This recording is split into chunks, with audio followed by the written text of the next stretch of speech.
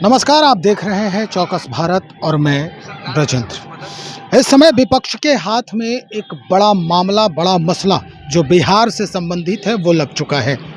दरअसल विपक्ष लगातार जो विधानसभा चुनाव है उससे पहले लगातार इस मसले को उजागर कर रहा है और इस पूरे व्यवस्था को सड़कों पर पोस्टर, बैनर और बयानों के माध्यम से हमेशा उजागर करने का प्रयास कर रहा है। जी हाँ, हम बात कर रहे हैं सीएजी की। जो इस तरह की जो परीक्षण हुआ है सीएजी का और उसके बाद जो रिपोर्ट आया है, ये निश्चित तौर पर सबके कान खड़े करने वाले हैं। विपक्षी जो हैं यानी नेता प्रतिपक्ष तेजस्वी यादव ने कई बार इस पूरे मसले को सामने रखा है। वहीं विपक्ष के जो महागठबंधन है, जितनी भी पार्टियां हैं, सब ने एक एक करके इस पूरे रिपोर्ट को उजागर करने की कोशिश की है। इस पर डिबेट भी हो रहा है, इस पर बातचीत भी हो रही है। लेकिन अब उसके बाद ही जैसे ही ये पूरा मसला सामने आया, सम्राट चौधरी जो उप मुख्यमंत्री हैं, भारतीय जनता पार्टी के नेता भी हैं, उन्होंने ये कहा है कि 70,877 करोड़ का जो ये घोटाला कह रहा है विपक्ष, ये उस समय हुआ है जब इनकी सरकार थी, महागठबंधन की सरकार थी और नेता प्रतिपक्ष जो इस समय है तेजस्वी यादव, उस समय उप मुख्यमंत्री थे। अब इस बात को लेकर हम सीधा कांग्रेसी हैं, हमारे साथ वरीय कांग्रेसी हैं, उनसे हम बातचीत को आगे बढ़ाते हैं। डॉक्टर कमलदेव नारायण शुक्ल जी हैं। डॉक्टर साहब, अब इस तरह का माहौल बन रहा है बिहार में कि एक मसला सामने आ गया है सीएजी रिपोर्ट का, लगभग 70,877 करोड़ का। पक्ष और विपक्ष दोनों उलझा है इस पूरे रिपोर्ट को लेकर। किसकी बात सही मानी जाए? सम्राट चौधरी ये कह रहे हैं कि भाई ये जब तेजस्वी थे शासन पर, सत्ता पर काबिज थे, तो उस समय का ये पूरा जो है ये घोटाला है, लेकिन तेजस्वी तो सत्ता पक्ष को घेर रहे हैं। बात यह है कि जिस नेता की बात आप कह रहे हैं, जो टिप्पणी किए हैं सम्राट चौधरी जी, ऐसे ही बयानों के लिए वो चर्चित हैं और ऐसे ही बयानों पर उनको पद भी मिलता है। लेकिन बयान में कहीं स्टेबिलिटी नहीं होती है। जैसे आप इसके पहले राजनीतिक बयान भी सुने होंगे कि जब नीतीश जी को हम कुर्सी से उतार देंगे तब अपना हम दाढ़ी और मूंछ काटेंगे, मुरेठा उतारेंगे। मुरेठा भी उतर गया, दाढ़ी मूंछ भी कट गया और नीतीश जी कुर्सी से नहीं उतरे, उनके कुर्सी के बगल में जाके वो बैठ रहे हैं। तो ऐसे लोगों के बात का कोई बात नहीं है। लेकिन जहां तक कैग की रिपोर्ट का बात है, जिस दल की बात आप कह रहे हैं, उस दल में जवाबदेही नाम की कोई चीज नहीं है। मतलब बीजेपी के पास कोई जवाबदेही नहीं है? पूरे एनडीए के पास कोई जवाबदेही नहीं है। एनडीए का कोई नेता या मंत्री अपने विभाग का जवाबदेही लेने के लिए तैयार नहीं है और उसके बड़े बड़े नेता बड़ा बेशर्मी के साथ कहते हैं कि मेरे यहाँ कार्रवाई की परंपरा नहीं है और इस्तीफा भी नहीं होता है। बड़े बड़े नेता आप देखे होंगे, रेल मंत्री जी को घटना को कहते हैं कि ऐसी घटनाएं होती रहती है, स्वाभाविक घटना है। और इसी देश में देखे होंगे वैसे भी रेल मंत्री को कि एक घटना पर रिजाइन कर देते हैं। तो अंतर है कल्चर में, अंतर है अपने जवाबदेही में। पार्टी कल्चर की बात कर रहे हैं। पार्टी कल्चर की बात कर रहे हैं क्योंकि उनकी पार्टी की उत्पत्ति आरएसएस है, जनसंघ है और आजादी की लड़ाई में उन लोगों की भूमिका क्या रही है? दलाली की। बड़ी बात कह रहे हैं। दलाली की, अंग्रेजों की चमचागिरी करने की और देश को बांटने के लिए हिंदू महासभा के माध्यम से पाकिस्तान और हिंदुस्तान को अलग करने की परंपरा का शुरुआत तो वही महासभा ने किया था।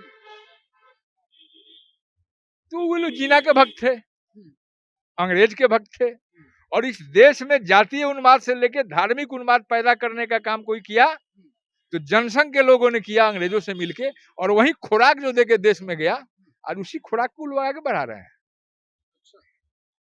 तो कहते हैं वो कोई माने नहीं है। मतलब आप ये कहना चाह रहे हैं कि एनडीए से जानना चाहता हूँ कि अगर तेजस्वी यादव के उप मुख्यमंत्री काल का ही यही है तो उसके बाद तो उनकी सत्ता रही है कंटिन्यूअस, तो बिना उपयोगिता प्रमाण पत्र आए फिर दूसरा राशि क्यों विमुक्त किया गया? इसके लिए कौन जवाबदेह है? सम्राट चौधरी को इस बात को ही बताना चाहिए।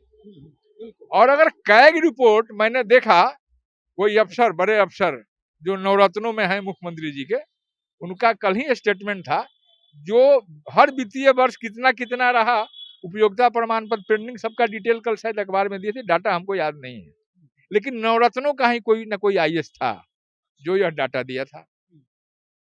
तो उसको जरा वो देख लेते तो उनका जो यह भ्रम है कि केवल तेजस्वी यादव के कार्य में ही यह काम हुआ है, तो भ्रम उनका टूट जाता है। या तो उनका नवरत्न झूठ बोल रहा है, या संवैधानिक पद पर बैठा हुआ सम्राट चौधरी जो उप मुख्यमंत्री है झूठ बोल रहा है। ठीक, तो उनकी अपनी संस्कार है। लेकिन मैं कैग पर कहना चाहता हूं कि यही कैग रिपोर्ट है जो 2G के समय आया था, और माननीय विनोद राय जी महालेखाकार थे, उस टैग रिपोर्ट को इशू बना के इन लोगों ने मीडिया हाउस से मिलकर राशि का दुरुपयोग करके एक गलत नैरेटिव कांग्रेस पर थोपा भ्रष्टाचार का, और अन्ना जी जैसे लोग मिल गए, रामदेव बाबा जैसे लोग मिल गए, इसके बाद केजरीवाल जैसा लोग मिल गए, तो मुहिम को इतना ये लोग चलाया मीडिया के माध्यम से पैसा के बल पर कि जनता को भरोसा हो गया, और जनता ने कांग्रेस को सजा देते हुए सत्ता से बाहर कर दिया, और 11 वर्षों से केंद्र में इनका सत्ता है।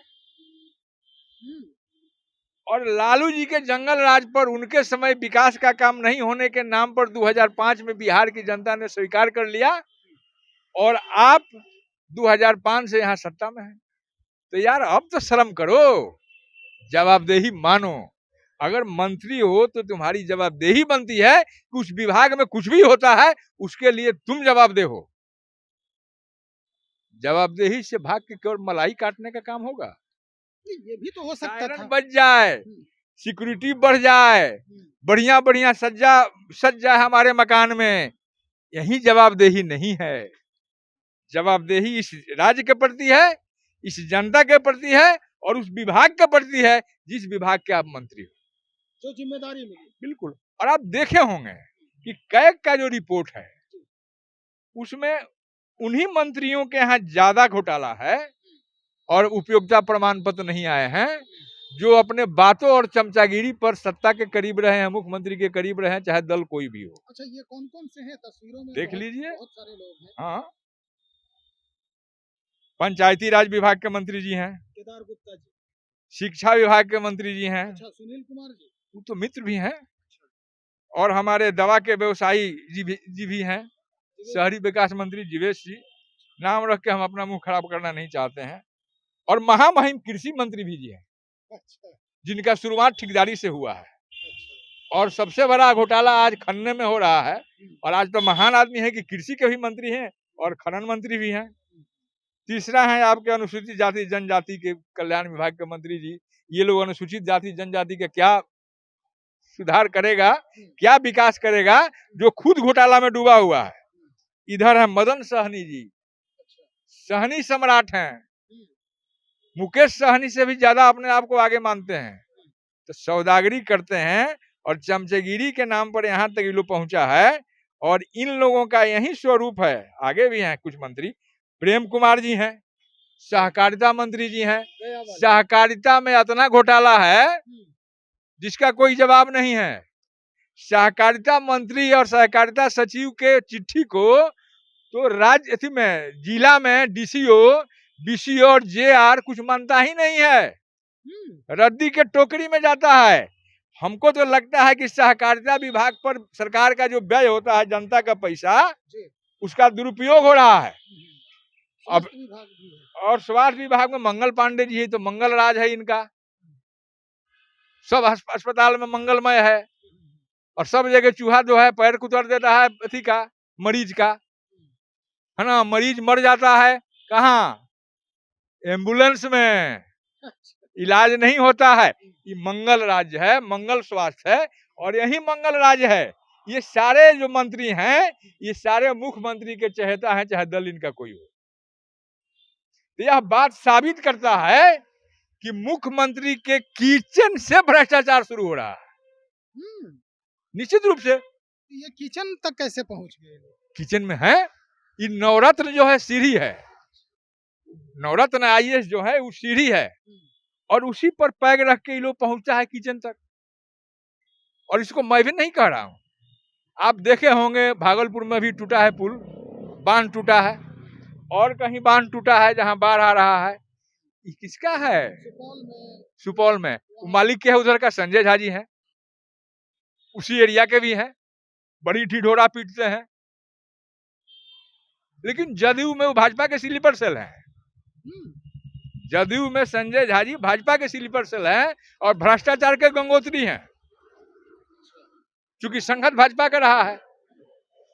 नीतीश जी कुछ हद तक परहेज करते थे, लेकिन ऐसे चंगुल में वो फंसे हुए हैं कि अब चंगुल से निकलना मरने के बाद संभव है, इसे संभव नहीं लगता। आप एक बात बार बार बोल रहे हैं कि ऐसे संगत में है, ऐसे संगत में है, एनडीए के लोगों की भी संगति आप कह रहे हैं कि जिस संगति में है एनडीए के लोग, तो क्या जो आपने कल्चर बताई भारतीय जनता पार्टी की, तो क्या जो चिराग पासवान का अगर हम कहें वो भी साथ में है, अगर हम उपेंद्र कुशवाहा की बात करें वो भी साथ में है, जीतन राम मांझी की बात करें, तो क्या इन लोगों की जो संगति है भारतीय जनता पार्टी की, तो इस संगति में ये लोग फल फूल रहे हैं? निश्चित रूप से जितने लोगों का आप नाम रखा, मतलब अपना कोई वजूद नहीं है, आप किस तरह से कह रहे हैं? 100% वजूद नहीं है। जिन जिन लोगों का आपने नाम रखा, मैं पहले एक जीतन राम मांझी जी का जिक्र कर लेता हूं। जीतन राम मांझी जी को सीएम के कुर्सी पर बैठाया गया, कितना दिन के बाद ढा के फेंक दिया गया। और जीतन राम मांझी जी जिस समुदाय की राजनीति की बात करते हैं, क्या मुसहर समाज में और कोई नहीं है? अगर एमएलसी का 4 गो मिल जाए तो समधिन समधिन को खोज लेंगे, बेटी दामाद को खोज लेंगे, लेकिन गांव का मुसहर नहीं मिलेगा। हमसे मांगते, मेरे कंस्टिट्यूंसी में भी बहुत मुसहर लोग हैं, 2 नाम हम बता देते उनको, उसी को दे देते काउंसिल का। यह काम वो नहीं कर सकते हैं। दूसरी तरफ कि जिस बेइज्जती के साथ से उनको कुर्सी से उतारा गया, सीएम के कुर्सी से, उसके बाद भी जाके वहां है, वो उसी गठबंधन में है, और सरकार में भी पीड़ा उन्होंने व्यक्त किया है कि कम से कम माननीय मुख्यमंत्री जी, मेरे मुख्यमंत्री काल में जो घोषणा हुआ है जनहित से जुड़ा हुआ, उसको कार्यान्वित कर दे। हुआ नहीं हुआ। वहीं जीतन राम मांझी जी आरोप लगाए थे कि नीतीश जी की सरकार एस्टीमेट घोटाला की सरकार है, तो आरोप तो उनका सच लग रहा है, क्योंकि निर्मित पुल पुलिया बह रहा है, बांध टूट रहा है, एक दिन पानी हो जाने के बाद पटना जलमग्न हो गया, ये भी आपने देखा होगा। और सालों भर जो है खुदाई हो रहा है, काहे के लिए भाई? तो जल निकासी की व्यवस्था हम कर रहे हैं। मुख्य रोड छोड़ के इस पटना शहर के किसी भी गली कुचा का रोड दुरुस्त नहीं है। आप घूम के देख लीजिए, ये मेरा आरोप नहीं, आप सर्वे करके देख लीजिए, आप तो मीडिया वाले हैं, कहीं से भी फोटो निकाल सकते हैं, डाल सकते हैं। तो यह होगा जीतन राम मांझी जी का चरित्र। दूसरा आपने किसको कहा? चिराग पासवान जी का।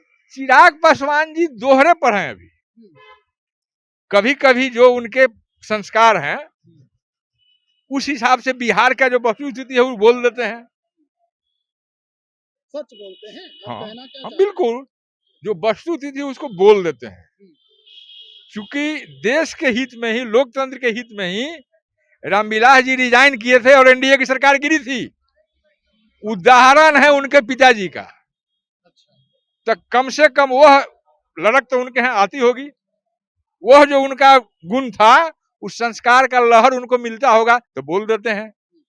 लेकिन चूंकि वह हनुमान के रूप में चिन्हित हो गए हैं भाजपा के, इसलिए अब वो उस जाल से बाहर नहीं निकल पा रहे हैं। लेकिन 100% स्ट्राइक रेट रहा है। आपने कहा कि उनका कोई वजूद नहीं है। किनका? चिराग जी का। वजूद किसी नेता का नहीं, अलग होकर सब लोग लड़ जाए, पता चल जाएगा। अरे भाई, गठबंधन में किसी नेता और किसी पर्टिकुलर दल का वोट नहीं है। गठबंधन में गठबंधन का वोट है, और बने हुए जातीय समीकरण का वोट है, और राजनीतिक स्लोगन का वोट है। अगर किसी भी गठबंधन के किसी भी दल में ये भ्रम हो कि अकेले हम सक्षम हैं, तो सब लोग अकेले लड़के देख ले, पता चल जाएगा सबका औकात। उपेंद्र कुशवाहा का नीति आप नहीं देखे हैं? कि जब जब वो हाउस में नहीं रहते हैं तब तक वो बेचैन रहते हैं। और जैसे ही कोई नेता कृपा करके हाउस में जगह दे दिया तो वो कबो शिक्षा यात्रा निकालेंगे, कबो कुछ यात्रा निकालेंगे।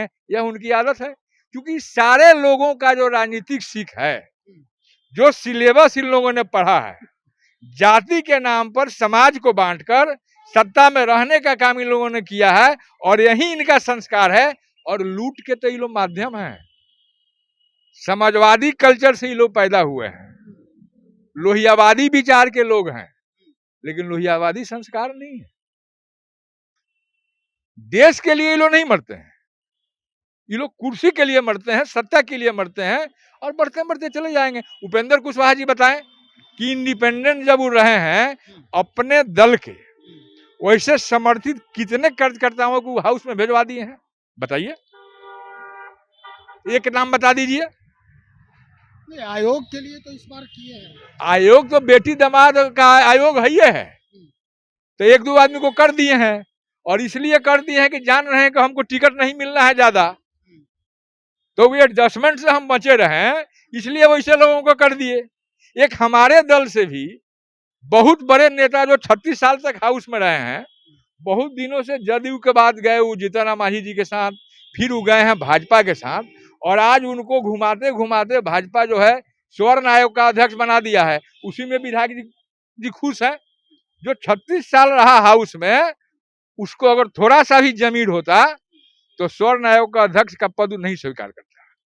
अगर हम साधारण आदमी एक बार भी हाउस में रहते तो यह पद नहीं स्वीकार करते।